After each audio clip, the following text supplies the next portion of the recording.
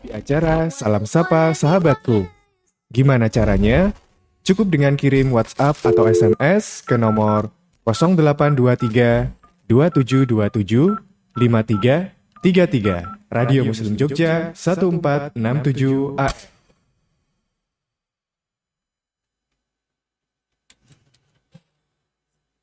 Assalamualaikum warahmatullahi wabarakatuh. Alhamdulillah, salatu wassalamu ala nabiyina wa ala alihi washabihi ajmain, amma ba'd. Selamat pagi sahabat muslim, pendengar radio muslim dimanapun anda berada. Alhamdulillah, pada kesempatan pagi hari ini kita bisa berjumpa kembali di radio kesayangan kita, Radio Muslim Yogyakarta, memurnikan akidah, menebarkan sunnah. Insya Allah pada kesempatan pagi hari ini akan kita simak bersama acara ngopi ngobrol perkara Islam bersama beliau Ustadz Amrullah Akadinta Hafidhullah Ta'ala, yang akan membahas tafsir pada beberapa ayat-ayat dalam Al-Quran. Sahabat muslim, pendengar radio muslim dimanapun anda berada, insya Allah pada kesempatan pagi hari ini juga kami buka sesi tanya jawab dan salam sapa untuk sahabat muslim sekalian. Silahkan yang bagi yang ingin bertanya ataupun berkonsultasi seputar agama maupun mengirimkan salam sapa, silahkan mengirimkan ke nomor kami di nomor WhatsApp di nomor 085293348887.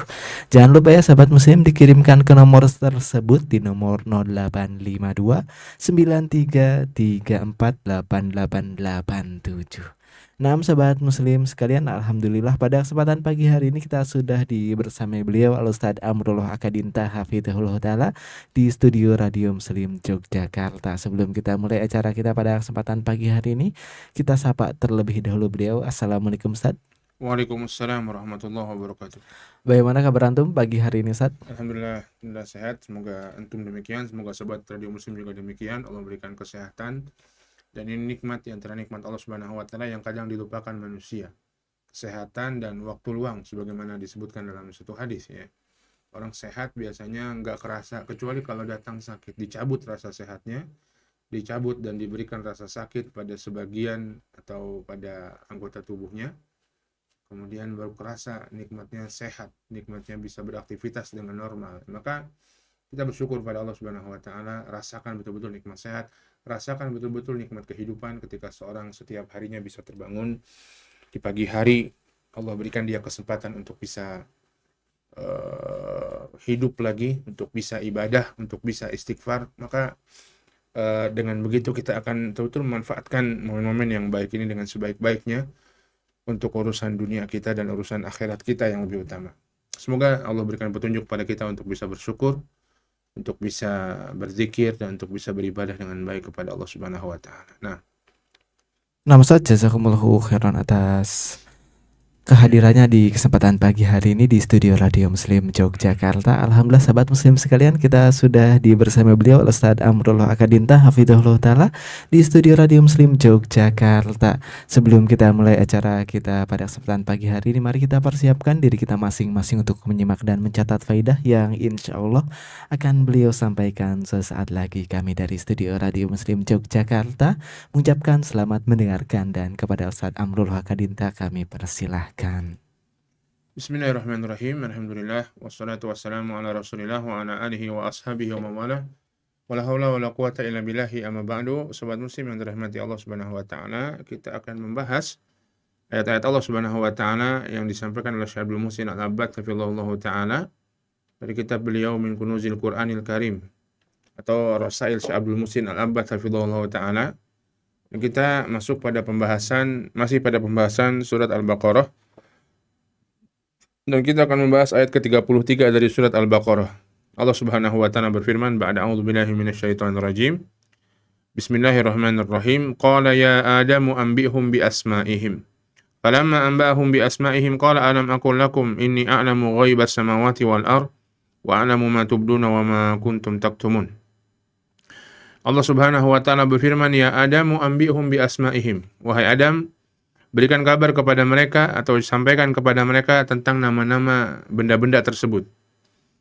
Falamma anba'ahum bi asma'ihim, ketika Adam memberikan atau menginfokan kepada malaikat tentang nama-nama benda-benda itu, qala Allah berfirman, alam aqul lakum inni a'lamu ghaibas samawati wal ard. Bukankah aku katakan kepada kalian bahwa aku mengetahui segala perkara yang gaib di langit dan di bumi? Wa a'lamu ma tubduna wa ma kuntum taktumun, dan aku mengetahui apa yang kalian tampakkan dan apa yang kalian sembunyikan. Surat Al-Baqarah ayat 33. Ayat ini berbicara mengenai perintah Allah Subhanahu wa taala kepada Nabi Adam untuk mengabarkan kepada malaikat tentang nama-nama benda-benda yang Allah Subhanahu wa taala ajarkan. Di ayat sebelumnya Allah mengatakan demikian, wa 'allama Adam al-asma'a kullaha. Allah mengajarkan kepada Adam semua nama-nama. Ya, maka setelahnya ketika malaikat ditanya oleh Allah Subhanahu wa taala tentang nama-nama benda-benda tersebut, mereka tidak tahu. Kemudian Allah memerintahkan kepada Adam alaihissalam untuk memberitahu kepada malaikat. Ya. Maka setelah itu Allah mengatakan, ini a'lamu ghaibas samawati wal ardh. Allah Subhanahu wa taala mengetahui apa yang gaib di langit dan di bumi, dan Allah Subhanahu wa taala mengetahui apa yang kalian tampakkan dan apa yang kalian sembunyikan. Maka ayat ini ayat yang agung, mengajarkan kepada kita bagaimana Allah Subhanahu wa taala memerintahkan kepada Adam untuk belajar, dan ini menjadi sifat asli anak Adam alaihissalam. Dia pembelajar. Manusia adalah makhluk yang pembelajar. Dia mempelajari dan kemudian mengembangkan dan seterusnya. Sehingga kita dapati dalam kehidupan di bumi ini, peradaban manusia adalah peradaban yang maju. Kita dapati misalnya sapi atau kambing misalnya, ya sapi atau kambing 2000 tahun lalu begitu-begitu saja. 3000 tahun lalu ya begitu-begitu saja. Sapi tetap sapi, kambing tetap kambing. Ya. Namun manusia berbeda. Mungkin 10 tahun yang akan datang kita tidak tahu bagaimana perkembangan teknologi. Sekarang ada mobil listrik, dulu tidak ada. Dulu tidak ada mobil bahkan. Ya, kemudian manusia berkembang dan seperti itulah manusia.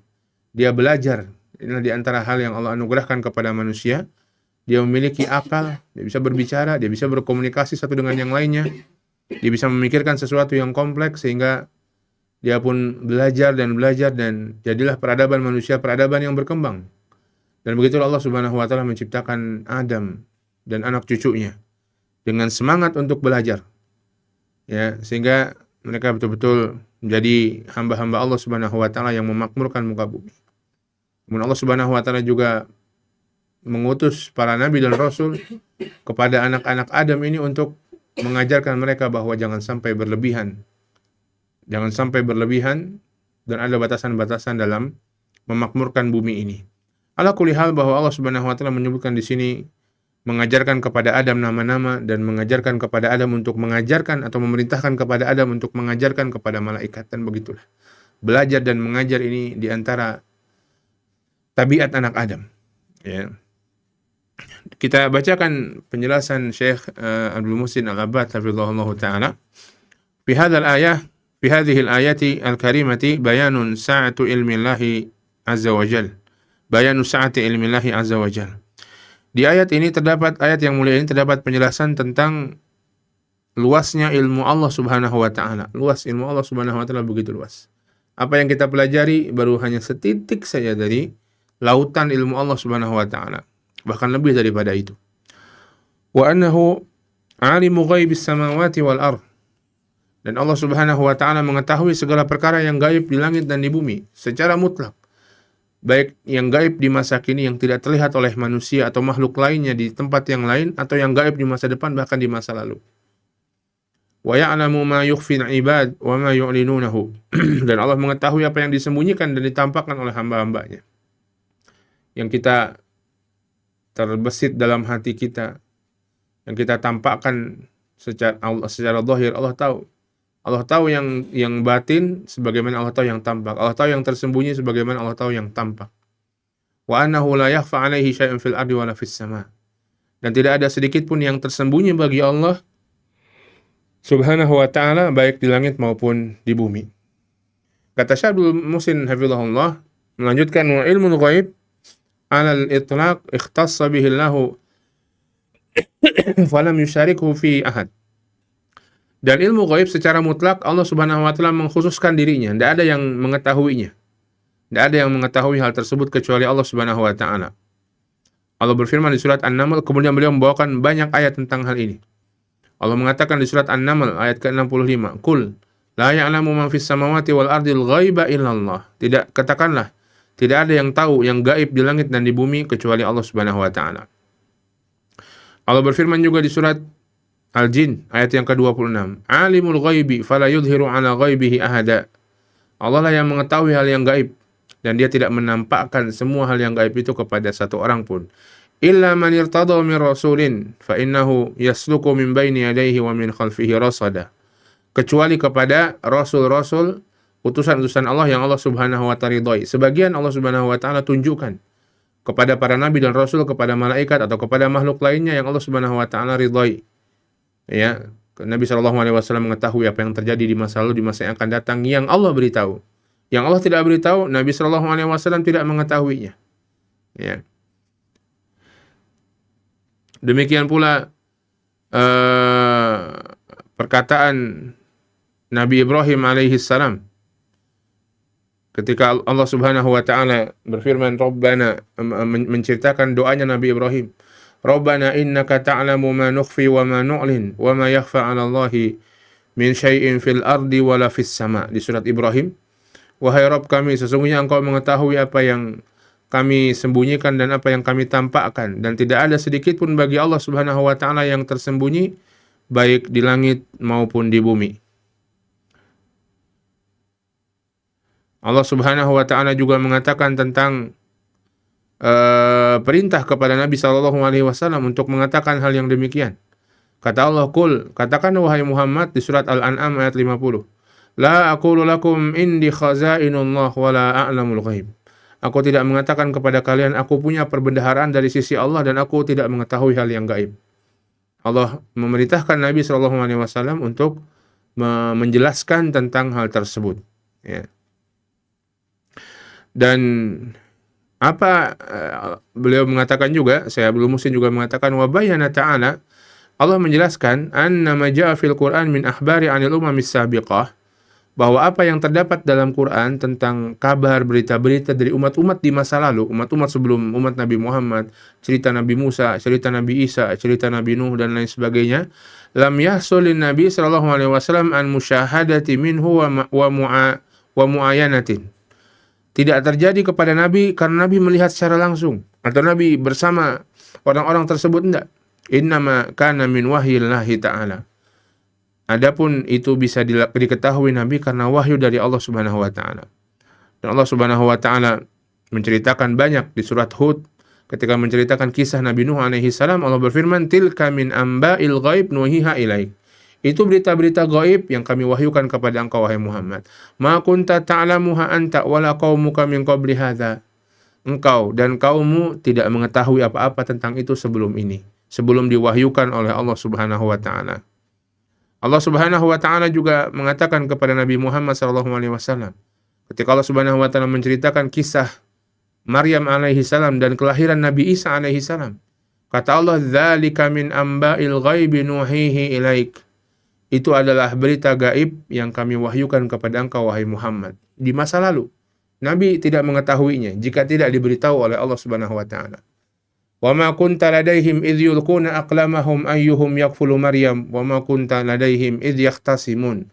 Dan engkau tidak berada di sisi mereka ketika mereka melemparkan panah untuk mengundi siapa di antara mereka yang berhak mengasuh Maryam. Wa ma kunta ladaihim idh yahtasimun. Dan kamu tidak berada bersama mereka ketika mereka saling berdebat tentang Maryam, tentang Nabi Isa alaihi salam. Dan ayat-ayat yang lainnya. Kata beliau melanjutkan hafizahullah, wal ma'na anna akhbaran nabi anil madin fi hadhihi al-ayat wa nadhairiha lam yakun bi musyahadatin wa muayanatin. Makna ayat-ayat tersebut bahwa pengetahuan Nabi sallallahu alaihi wasallam tentang apa-apa yang terjadi di masa lalu di ayat ini dan yang semisalnya bukan dengan Nabi melihat secara langsung atau bersama dengan mereka. Wa inna maka nabil wahyi minallah. Adapun hal tersebut karena wahyu dari Allah Subhanahu wa taala. Allah Subhanahu wa taala juga mengatakan beliau juga mengatakan, Syekh Abdul Muhsin, waqad ittala Allahu bil wahyi Nabiyyana sallallahu alaihi wasallam ala katsiri minal ghuyub wa lam yattali'hu ala kulli ghaibin. Allah Subhanahu wa taala menampakkan dengan wahyu kepada nabi kita dengan perkara-perkara yang gaib, ditampakkan perkara yang gaib dengan wahyu. Namun ada juga yang tidak ditampakkan. Li'anna ilmal ghaib 'alal itlaq la yakunu illa lillah. Karena ilmu gaib secara mutlak nggak ada dimiliki kecuali Allah. Maka kalau ada orang yang tahu berita yang gaib, hati-hati. Dia bisa jadi memang dukun, sihir, yang dia tahu dari setan, yang setan itu bohong. Atau dia bohong, dia sendiri bohong, nggak ada dia kerjasama dengan setan, dukun palsu. Ya, dia yang bohong-bohongi orang lain untuk mengetahui atau dia mengatakan berita yang gaib. Walam yakun Nabi SAW ya'lamu bara'ata Aisyah radhiyallahu ta'ala anhuma minal ifki alladhi rumiyat bihi illa ba'da nuzuli ayatin tutla min suratin Nur. Di antaranya beliau sebutkan Nabi SAW tidak tahu bahwa Aisyah itu radhiyallahu ta'ala anha terlepas dari segala macam tuduhan. Dalam kisah hadisul ifki, di mana banyak orang-orang munafik menuduh Aisyah berzina. Dan Nabi nggak tahu benar apa enggak. Nabi SAW bingung kecuali setelah diturunkannya Al-Quran. Setelah diturunkannya surat An-Nur. Maka ketika itu Nabi mengatakan, ya Aisyah, fa innahu balaghani anka kadza wa kadza. Sesungguhnya sampai kepadaku berita tentang engkau begini dan begitu. Fa in kunta bari'atun fasayuri'akallah. Kalau engkau memang terlepas dari hal tersebut, Allah akan memperlihatkannya. Wa in kunta almanta bidzambin. Wa in kunti almanti bidzambin fastaghfirillaha wa tubi ilaih. Tapi kalau kamu benar melakukan dosa tersebut, maka istighfarlah kepada Allah Subhanahu wa taala dan bertaubatlah kepadanya. Nabi bingung. Benar enggak tuduhan orang-orang tentang Aisyah bahwa beliau berzina? Yang ini disebarkan oleh orang-orang munafik. Ternyata enggak benar, ya. Jadi kisahnya Aisyah ketika jalan bersama Nabi SAW istirahat di satu tempat. Kemudian Aisyah turun untuk buang air. Ya. Kemudian orang-orang menyangka karena Aisyah tidak begitu berat, orang-orang menyangka di tandu itu Aisyah sudah ada. Maka orang pun pergi. Padahal Aisyah belum kembali dari buang airnya. Maka Aisyah pun bingung, orang nggak ada. Maka beliau nggak mengejar. Mungkin nanti orang-orang itu akan kembali. Sehingga beliau tertidurlah di situ. Biar nunggu di situ untuk dijemput oleh orang-orang dan tertidurlah Aisyah. Kemudian ternyata pagi hari ada seorang sahabat yang melihat Aisyah. Ya, maka sahabat ini mengajak atau menyuruh Aisyah untuk naik ke atas ontaknya dan dia di bawah dan dia berada di depan sehingga dia tidak melihat Aisyah radhiyallahu taala anha. Maka Aisyah pun ikut. Maka ketika masuk Madinah, maka orang-orang Madinah lantas kemudian menuduh Aisyah telah berzina dengan sahabat ini. Orang-orang munafik, qabil khusus orang munafik Madinah. Maka ini begitu mengguncang Madinah dan mengguncang Nabi SAW. Ada qarinah-qarinah yang mungkin iya, tapi Nabi nggak bisa memastikan. Dan Nabi tidak tahu kecuali setelah turunnya wahyu dari Allah Subhanahu wa taala. Ya, Nabi SAW maka tidak mengetahui hal yang gaib kecuali Allah Subhanahu wa taala menjelaskan kepada beliau sallallahu alaihi wasallam. Maka kalau ada yang mengaku-ngaku demikian, di sini disebutkan dalam Qasidah Al-Busiri. Ya, Syaikhul Muslim menukilkan ini perkataan yang ghulu, berlebihan. Fa inna min jaudika dunya wa dharratuha wa min ulumika ilmul lauhi wal qalam. Di qasidah tersebut dikatakan di antara kemuliaanmu adalah dunia dan semuanya, dan di antara ilmu adalah ilmu di Lauhul Mahfuz dan ilmu yang ditulis oleh pena. Subhanallah, ini perkataan berlebihan tentang Nabi sallallahu alaihi wasallam. Fa huwa minal ghulu alladzi la yardahu Allahu wa la rasuluhu. Itu adalah perkataan berlebihan, kata beliau, yang tidak diridhoi Allah, tidak diridhoi oleh Rasulnya. Wa dzalika anna misla hadzal kalam la yuqalu illa lillah. Yang seperti ini tidak boleh kecuali untuk Allah. Ilmunya ilmu Lauhul Mahfuz, ilmunya ilmu yang ditulis oleh qalam, enggak boleh. Allah Subhanahu wa taala yang karunia-Nya seluas langit dan bumi, dunia dan akhirat. Ya, dan ilmu Allah ilmu Lauhul Mahfuz. Ya. Maka wa fi ma taqaddama minan nusus dalalatun wadihah linafi ilmil ghaib anil insan. Nas-nas atau dalil-dalil tersebut menjadi dalil yang jelas bahwa ilmu gaib itu tidak dikuasai manusia. Allah Subhanahu wa taala, betul Allah tampakkan sebagian ilmu gaib kepada sebagian rasulnya sebagaimana disebutkan dalam ayat, namun tidak semua hal gaib. Mereka tidak tahu hal yang gaib kecuali dikasih tahu oleh Allah Subhanahu wa taala. Amal malaika faqad nafa Allah Subhanahu wa taala ilmul ghaib anhum biqaulihi anhum. Malaikat juga nggak tahu ilmu gaib kecuali yang Allah tampakkan bagi mereka. Mereka mengatakan di surat Al-Baqarah ini juga, qalu subhanaka la ilma lana illa ma 'allamtana Innaka antal alimul hakim. Mereka malaikat mengatakan subhanaka, maha suci engkau ya Allah. La ilma lana illa ma 'allamtana. Tidak ada ilmu bagi kami kecuali apa yang kau ajarkan kepada kami. Innaka antal alimul hakim. Engkau maha mengetahui dan maha bijaksana. Wa ammal jin fa nafyu ilmil ghaib anhum biqaulihi. Adapun jin, Allah juga menafikan ilmu gaib dari bangsa jin. Ya, ini kita sering jin tahu yang gaib. Enggak, jin enggak tahu yang gaib secara mutlak. Dia tahu yang gaib, memang gaib dari sisi gaib itu ada dua ya, gaib nisbi dan gaib mutlak. Gaib nisbi itu gaib yang relatif. Kita berada di sini, kami berada di sini. Di depan kami ada tembok. Kita tidak tahu ada orang ngapain di balik tembok itu karena pandangan kita tidak bisa menembus tembok itu. Kita nggak tahu di balik tembok itu ada tembok lagi, ada orang ngapain di sana. Berapa orang, sedang apa, kita nggak tahu. Tapi tentunya orang yang di luar tembok itu mengetahui karena dia bersama dengan mereka. Maka ini namanya gaib yang relatif. Ada gaib yang nisbi, yang memang mutlak nggak diketahui. Nggak tahu kita kapan orang lain meninggal, kapan saya meninggal. Nggak tahu kita kapan hari kiamat. Nggak tahu kita kapan terjadinya gempa bumi, kapan terjadinya hujan besar dan lain sebagainya. Gaib mutlak. Tidak ada yang tahu kecuali Allah Subhanahu wa Ta'ala. Maka jin pun tidak mengetahui. Jin bisa mengetahui sesuatu yang gaib yang relatif. Karena dia bisa melakukan hal-hal yang luar biasa, yang sekarang sudah bisa dilakukan manusia sebenarnya. Kita sekarang bisa melihat ke kawasan, ke daerah tertentu, misalnya di Jakarta, di Surabaya, gimana lihat link CCTV-nya. Sehingga kita tahu yang terjadi di sana. Walaupun terbatas ya, pada itu. Jadi sudah nggak gaib lagi bagi kita. Nah, kata Allah tentang bangsa jin, falamma qadayna 'alaihil maut. Ketika kami tetapkan kematian untuk Sulaiman, madallahum ala mautihi. Tidak ada yang menunjukkan kematiannya. Nabi Sulaiman wafat dalam keadaan seperti orang yang segar, seperti orang yang hidup, berdiri. Illa dabatul ard ta'kulu min sa'atah. Kecuali hewan-hewan rayap yang memakan tongkatnya. Berdiri di atas tongkat, akhirnya tongkatnya dimakan rayap. Akhirnya falamma kharra tabayyanatil jin. Ketika rayap tersebut memakan tongkatnya Nabi Sulaiman dan rapuh, jatuhlah Nabi Sulaiman alaihissalam yang sudah wafat itu. Ketika jatuh tersungkur, taulah jin. Allau kanu ya'lamuna al-ghaib ma labithu fil azabil muhin. Seandainya mereka mengetahui hal yang gaib, mereka tidak berada pada azab yang pedih. Jin nggak tahu yang gaib, kecuali yang Allah beritahu. Kecuali yang mereka bisa lihat.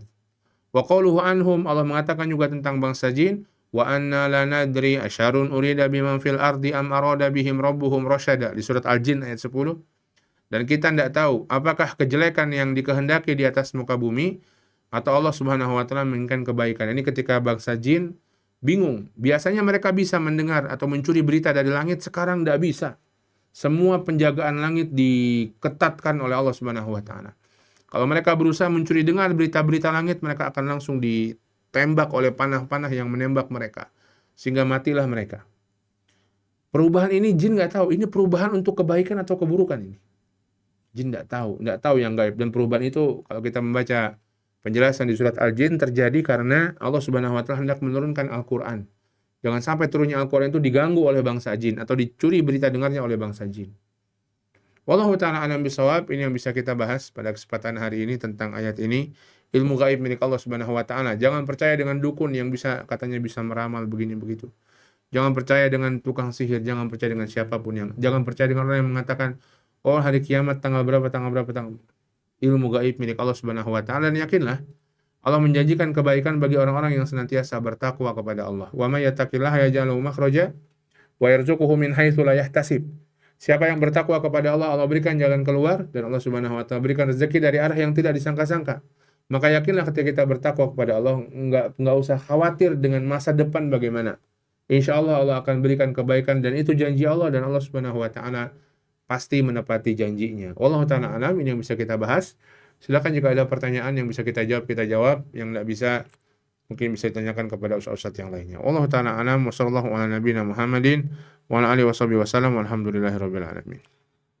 Nah, Ustaz, jazakumullahu khairan atas materi yang telah disampaikan pada kesempatan pagi hari ini. Semoga bisa bermanfaat bagi kita semua, khususnya bagi sahabat muslim dengan Radio Muslim dimanapun Anda berada. Dan insya Allah setelah ini akan kita lanjutkan ke sesi tanya jawab sahabat muslim sekalian. Silahkan yang mengirimkan pertanyaannya ke nomor kami di nomor 0852 93348887 ya. Jangan lupa sahabat muslim mengirimkan pertanyaannya ke nomor WhatsApp kami di nomor 0852 93348887. Sambil menunggu pertanyaan dari sahabat muslim sekalian akan kami putarkan Murotal Al-Quran.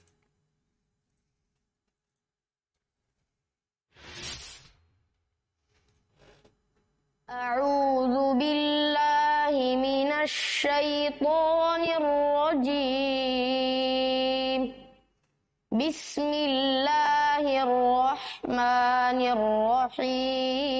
الرحيم عبس وتولى أن جاءه الأعمى وما يدريك لعله يزكى أو يذكر فتنفعه الذكرى أما من استغنى فأنت له تصدى وما عليك ألا يزكى وأما من جاءك يسعى وهو يخشى فأنت عنه تلهى كلا إنها تذكرة فمن شاء ذكره في صحف مكرمة مرفوعة مطهرة بأيدي سفرة كرام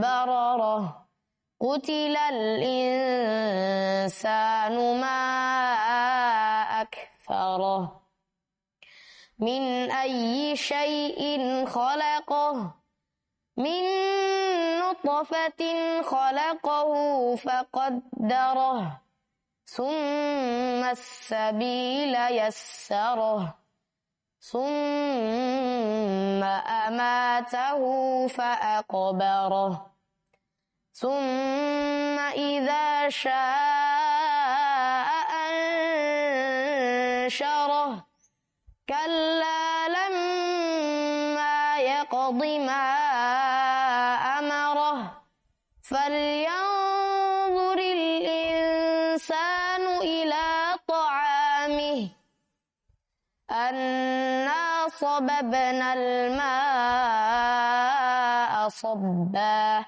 ثم شققنا الأرض شقا فأنبتنا فيها حبا وعنبا وقضبا وزيتونا ونخلا وحدائق غلبا وفاكهة وأبا متاعا لكم ولأنعامكم فإذا جاءت الصاخة يوم يفر المرء من أخيه وأمه وأبيه وصاحبته وبنيه لكل امرئ منهم يومئذ شأن يغنيه وجوه يومئذ مسفرة ضاحكة مستبشرة ووجوه يومئذ عليها غبرة ترهقها قترة أولئك هم الكفرة الفجرة.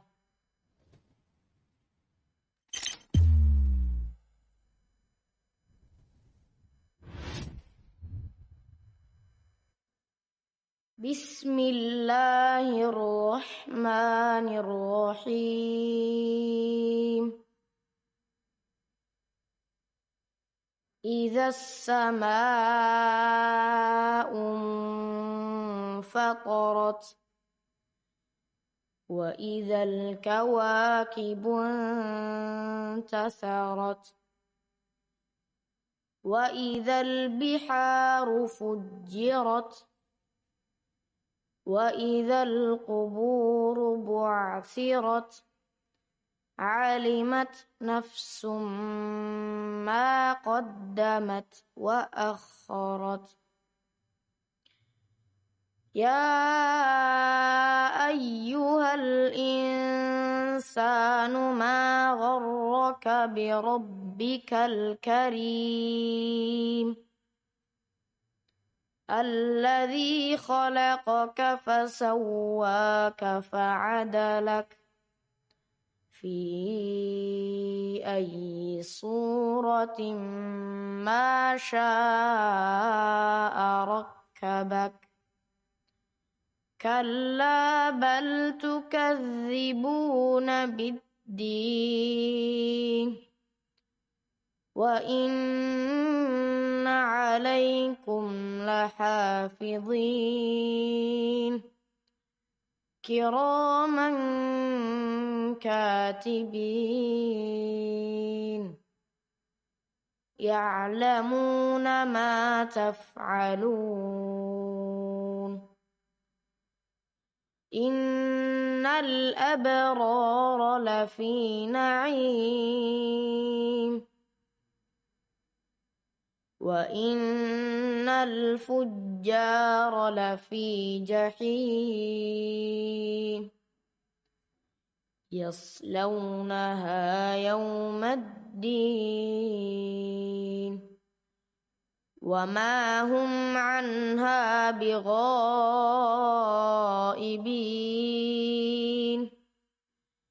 وما أدراك ما يوم الدين ثم ما أدراك ما يوم الدين يوم لا تملك نفس لنفس شيئا والأمر يومئذ لله.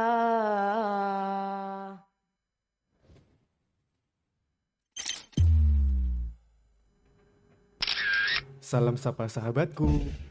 Salam sapa sahabatku. Yuk kirim salam sapa dan request murotal pilihan sobat muslim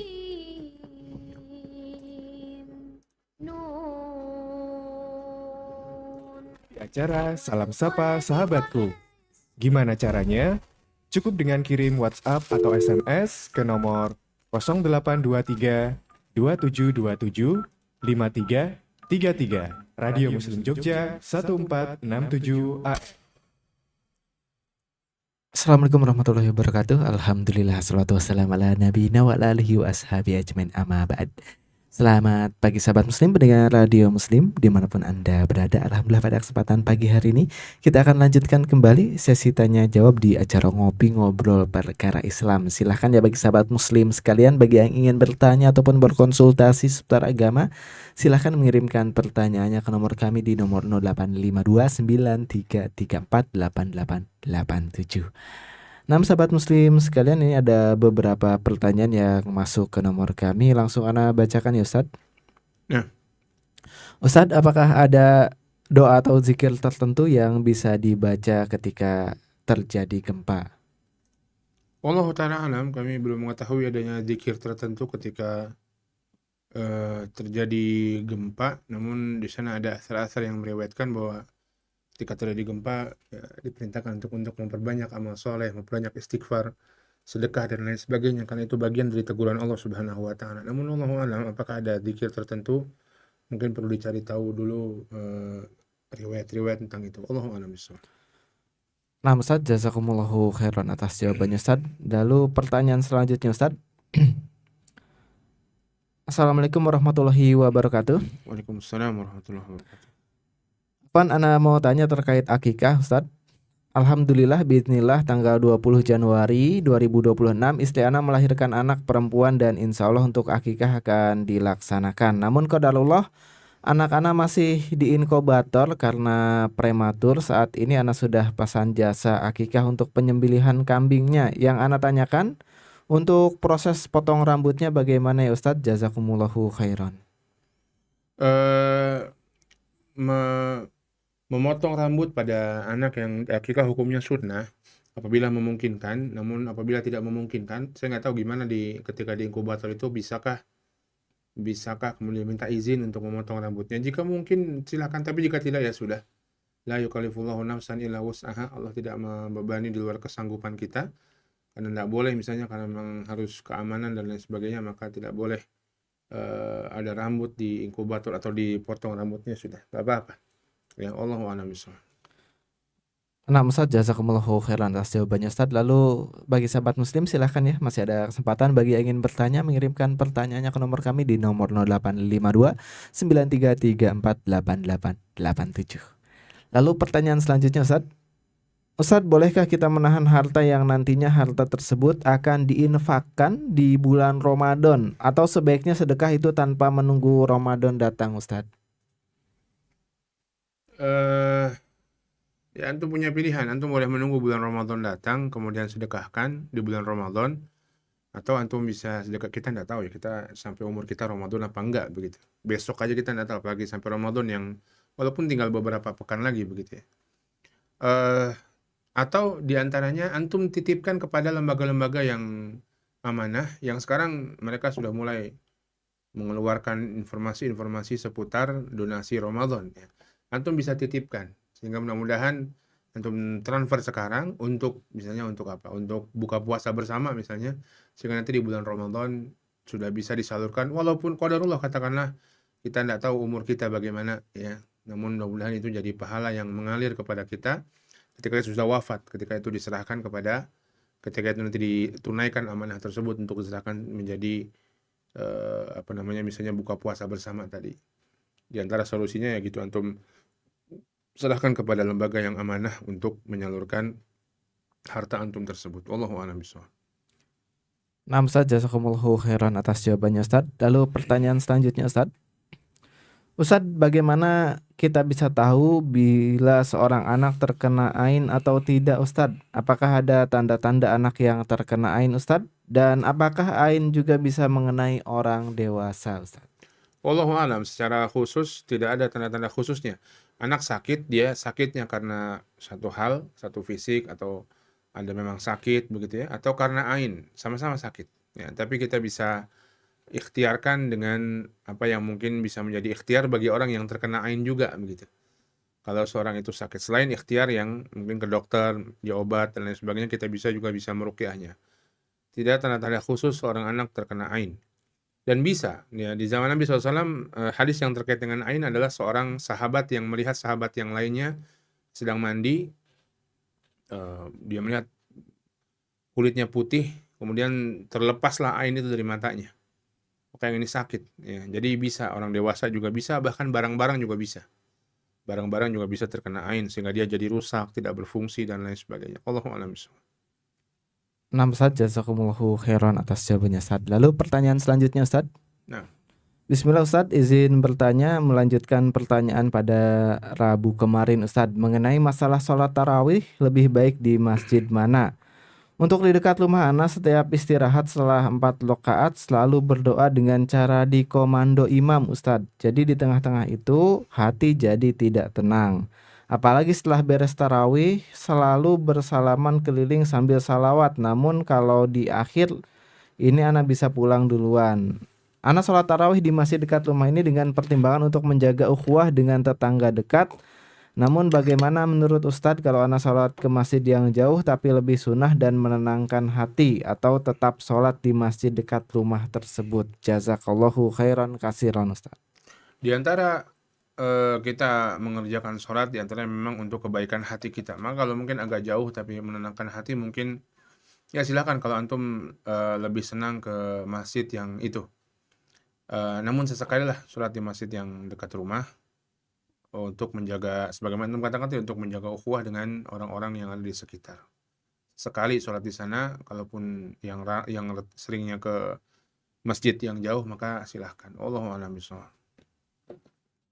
Nah Ustaz, jazakumullahu khairan atas jawabannya Ustaz. Dan mungkin demikian Ustaz untuk sesi tanya jawab kita pada kesempatan pagi hari ini. Sebelum kita akhiri mungkin ada penutup yang bisa disampaikan Ustaz. Nah, hadirin yang dimuliakan Allah Subhanahu wa taala, Allah Subhanahu wa taala memerintahkan Adam untuk mengajarkan kepada malaikat, dan begitulah Adam belajar mengajar, dan anak Adam juga seperti itu. Maka orang yang berada dalam belajar dan mengajar akan menjadi baik kehidupannya. Sebagaimana ilmu gaib ini Allah yang mengetahuinya, maka mintalah kita kepada Allah Subhanahu wa taala kebaikan, karena tidak ada yang mengetahui di masa depan kecuali Allah, dan kita berikhtiar dengan menjaga ketakwaan kita kepada Allah Subhanahu wa taala. Allahu a'lam bishawab, wa sallallahu ala nabiyyina Muhammadin wa ala alihi wasallam. Walhamdulillahirabbil alamin. Nah Ustaz, jazakumullahu khairan atas materi yang telah disampaikan kepada kita pada kesempatan pagi hari ini. Semoga bisa bermanfaat untuk kita semua, khususnya bagi sahabat muslim pendengar radio muslim dimanapun Anda berada. Dan demikian untuk acara kita, acara ngopi di setiap hari Rabu pagi ini. Insya Allah kita akan berjumpa kembali di Radio Muslim Yogyakarta di acara ngopi ngobrol perkara Islam di setiap hari Rabu pagi pukul 8 waktu Indonesia Barat hingga selesai. Dan demikian untuk acara kita pada kesempatan pagi hari ini. Kami dari studio Radio Muslim Yogyakarta mohon pamit undur diri. Subhanakallahumma bihamdika asyhadu an la ilaha illa anta astaghfiruka wa atubu ilaik. Assalamualaikum warahmatullahi wabarakatuh. Ramadan